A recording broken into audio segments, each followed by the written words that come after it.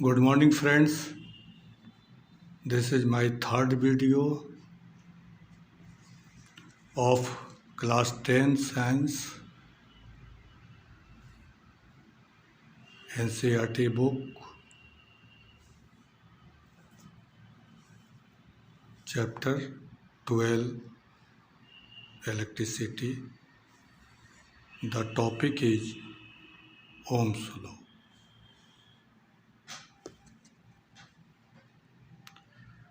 तो आपके बुक में आप बुक खोल लीजिए, उसको एक बार थोड़ा सा सरसरी निगाहों से देख लीजिए। उसमें एक एक्टिविटी दिया हुआ है और उस एक्टिविटी के एनालिसिस करते हुए हम लोग क्या करेंगे कि इस ओम्स लॉ को समझने का कोशिश करेंगे। आपका एक एक्टिविटी में दिया हुआ है कि इस तरह का एक सर्किट डायग्राम है।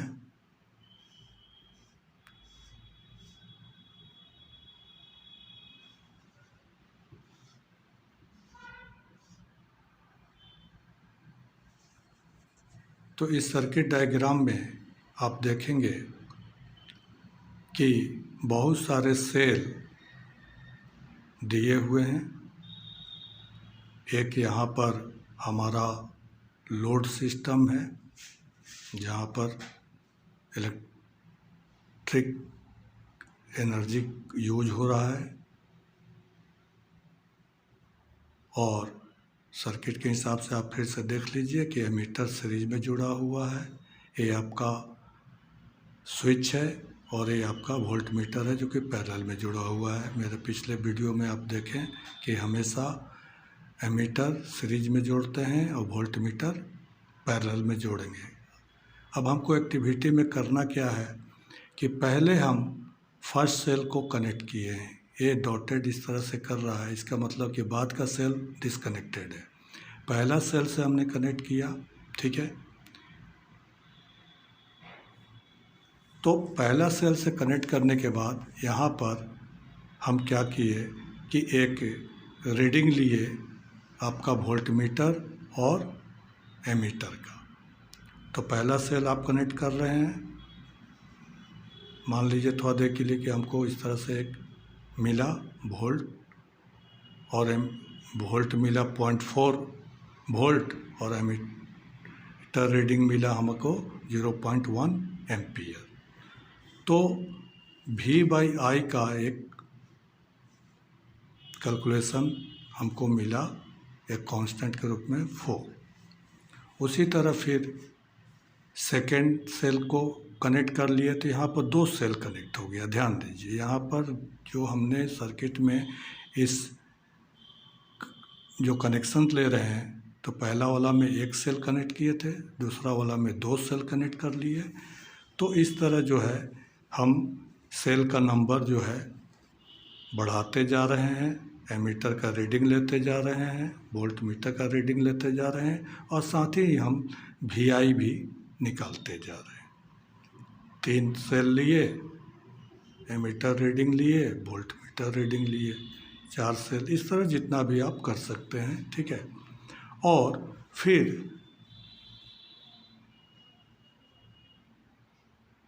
वोल्ट पोटेंशियल डिफरेंस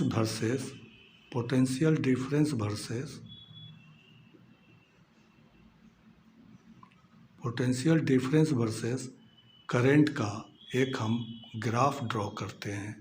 तो ग्राफ ड्रॉ करने पर हम पाते हैं कि हमारा ग्राफ जो है बिल्कुल स्ट्रेट लाइन एक तो मिल रहा है और ओरिजिन से पास हो रहा है। ध्यान रखिए, ओरिजिन से पास हो रहा है।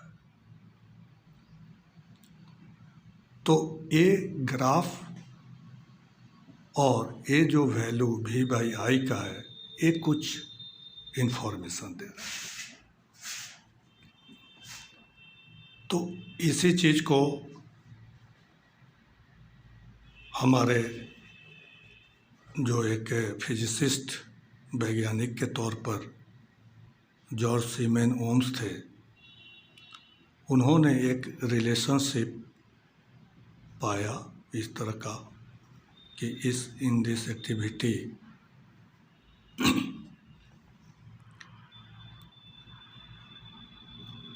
कि वोल्टेज और करंट में एक रिलेशंस है। क्या रिलेशंस है कि एट कांस्टेंट टेम्परेचर अगर हम ये एक्सपेरिमेंट कर रहे हैं, ये एक्टिविटी कर रहे हैं, तो पोटेंशियल डिफरेंस जो होगा वो हमेशा directly proportional to the current हमको मिलेगा in a circuit at constant temperature. ध्यान रखिए, इस जितना भी एक्टिविटी हम कर रहे हैं ये कांस्टेंट टेम्परेचर पर बात कर रहे हैं, तो कांस्टेंट टेम्परेचर पर रखना बहुत ज़रूरी है, अदरवाइज वो वैल्यू चेंज हो जाएगा। क्यों चेंज होगा इस पर भी हम लोग डिस्कस करेंगे, ठीक है। तो एक चीज़ हमारा जो साइंटिस्ट हैं उन्होंने एक रिलेशनशिप दिया जिनका नाम ही था ओम, ठीक ना, जॉर्ज साइमन ओम।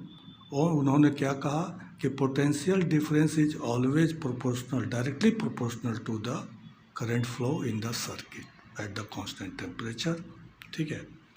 तो उस रिलेशनशिप को मैथमेटिकली अगर हम देखें तो voltage always directly proportional to the current, ठीक है।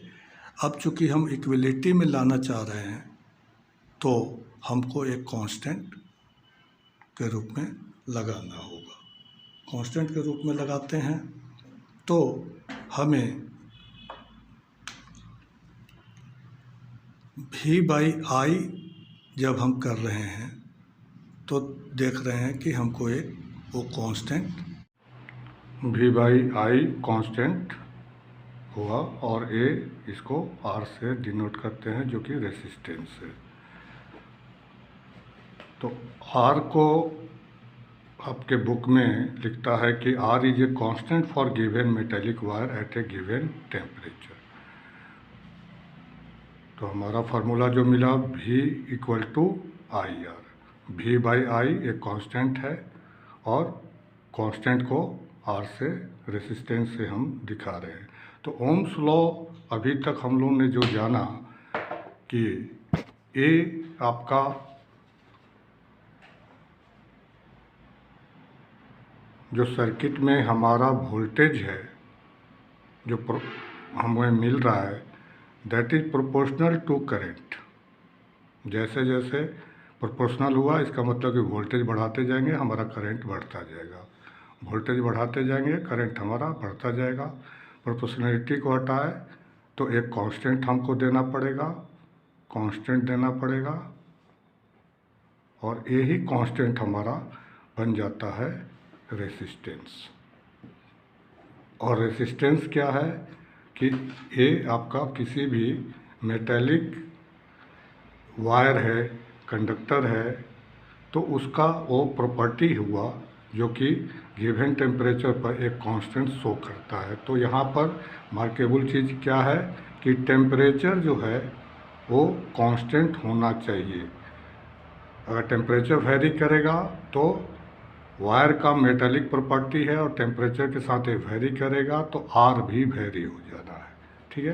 तो हमारे पास जो फार्मूला मिला V और I और R ये तीन चीज़ है। अब न्यूमेरिकल सॉल्व करने के लिए हमारा देखते हैं कि हमारा अगर V निकालना है तो IR हम सीधा फार्मूला पुटअप कर दे रहे हैं, I निकालना है तो V/R कर देंगे, R निकालना है तो V/I कर देंगे।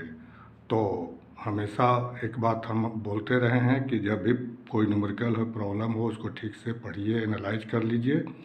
और इस तरह का अपने हेल्प के लिए ऐसा ज़रूरी नहीं है कि आप इसको मैंडेटरी के रूप में कुछ नहीं है, आप अपने प्रैक्टिस के लिए इस तरह का एक चार्ट बना के हेल्प से कौन फार्मूला कहाँ सूटेबल फिट होगा उसको आप यूज कर सकते हैं। और यूनिट और कन्वर्सन को हमेशा ध्यान में रखना होगा।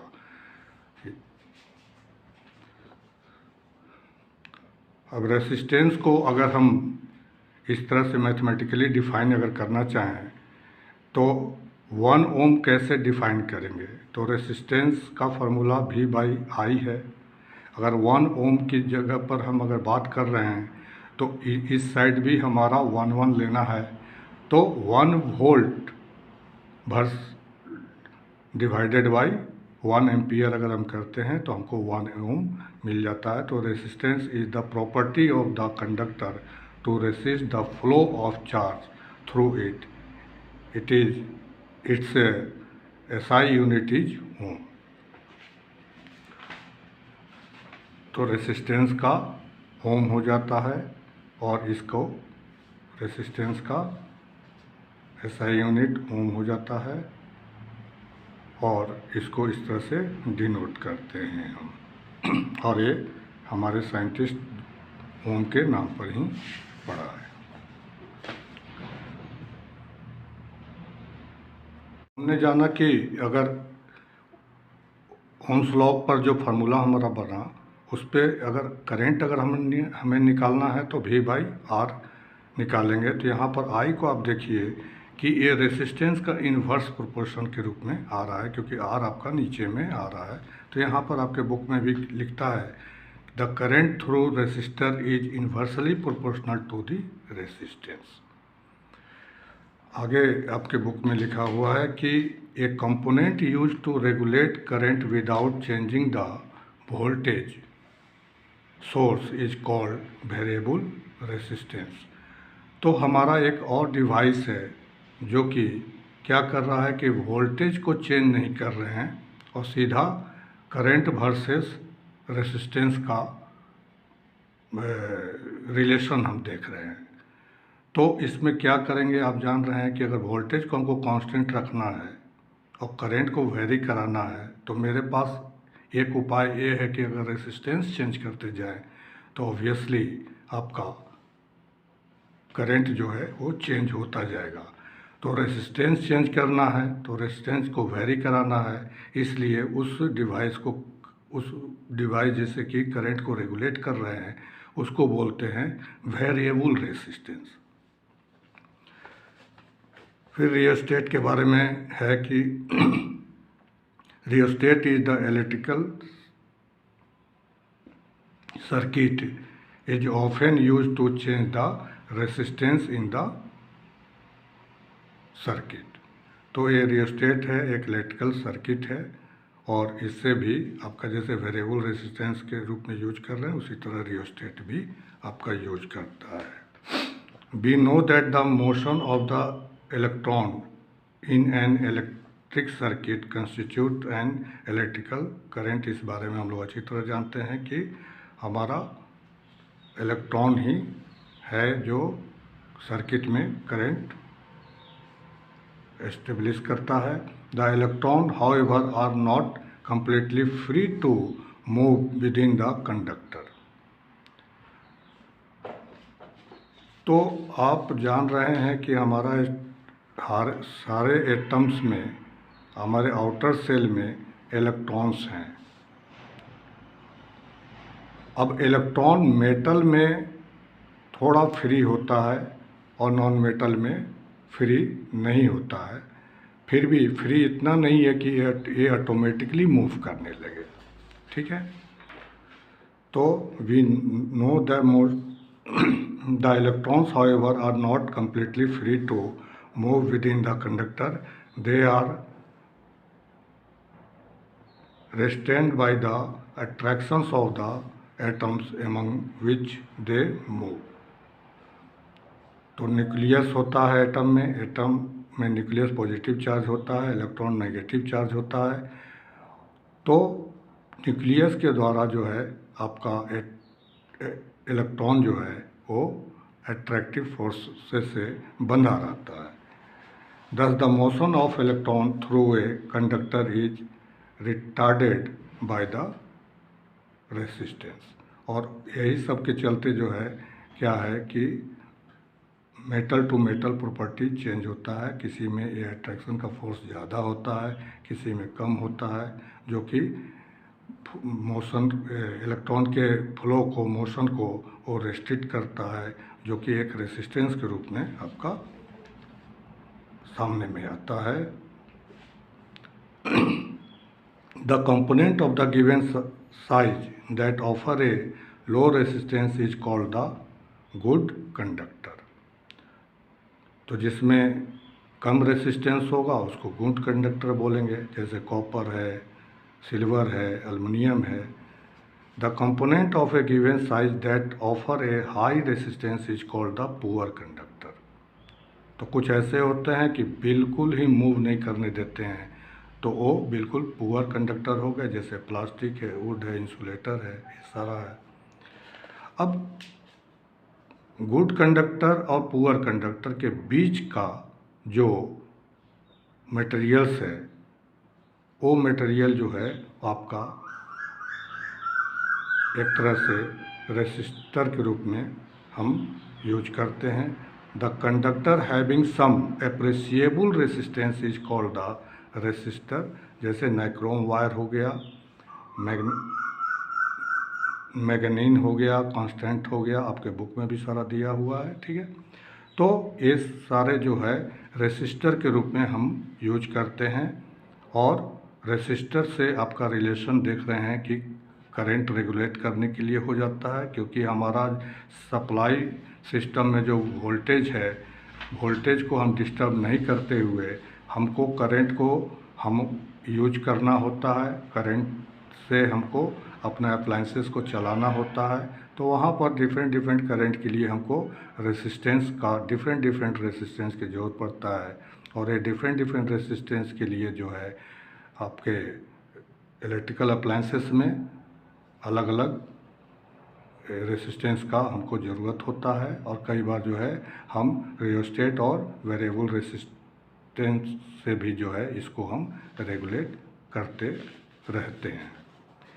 आइए कुछ न्यूमेरिकल पर हम लोग डिस्कस कर लें।